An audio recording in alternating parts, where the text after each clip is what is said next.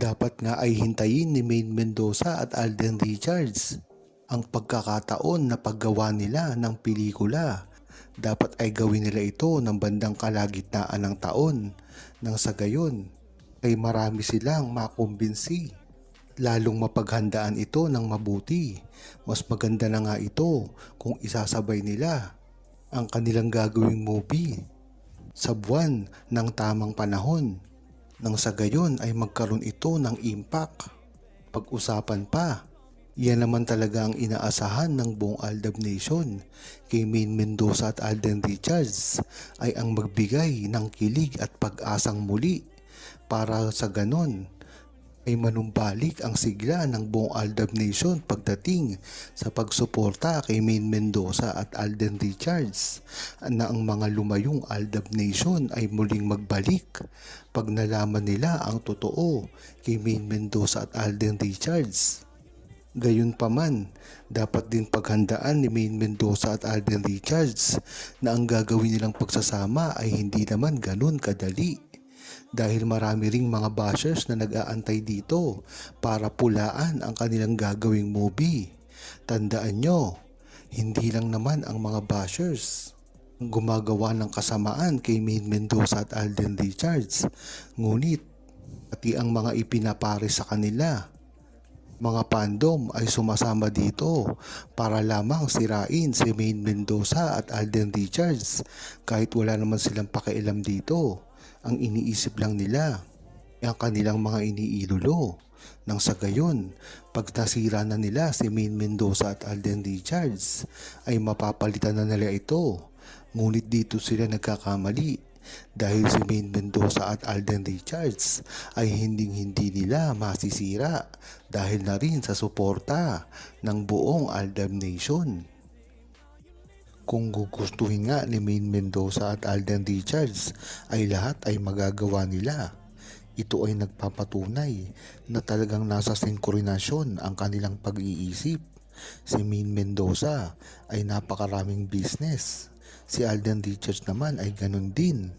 At ang matindi pa dito, meron na siyang sariling produksyon na kahit ano pang gawin nila sa buhay, hindi na sila mawawalan ng pagkaaabalahan. Dahil si Alden Richards ay nasa sentro rin ng mga showbiz at napakadali nang kumuha ni Alden Richards ng mga artista na gaganap sa kanyang produksyon o pelikula man lang o proyekto dahil si Maine Mendoza ay nandyan lamang. Magiging isang magaling din na scriptwriter si Maine Mendoza pag nagkataon. Kaya dito mo palang malalaman na ang kinuha nilang side job ay magkapareho. Diyan ba, hindi pa ba kayo naniniwala na tunay ang relasyon ni Maine Mendoza at Alden Richards? Pagkatapos ngang pag-aralan ni Alden Richards ang isang pagiging direktor at meron pa siyang produksyon.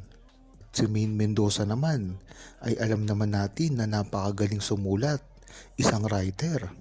Kaya kung sasabihin ng mga bashers na walang relasyon si Maine Mendoza at Alden Richards ay nagkakamali kayo.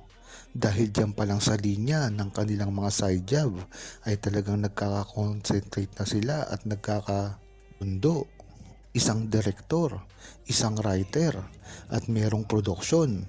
Dyan mo talaga malalaman kung ano talaga ang tunay na relasyon ni Maine Mendoza at Alden Richards na tanging bulag na lamang ang hindi makakakita. Katulad ng mga bashers na sa simula pa lamang ay naninira na kay Maine Mendoza at Alden Richards na alam naman natin na hindi totoo. At pilit na pilit lamang nilang sinisira ito.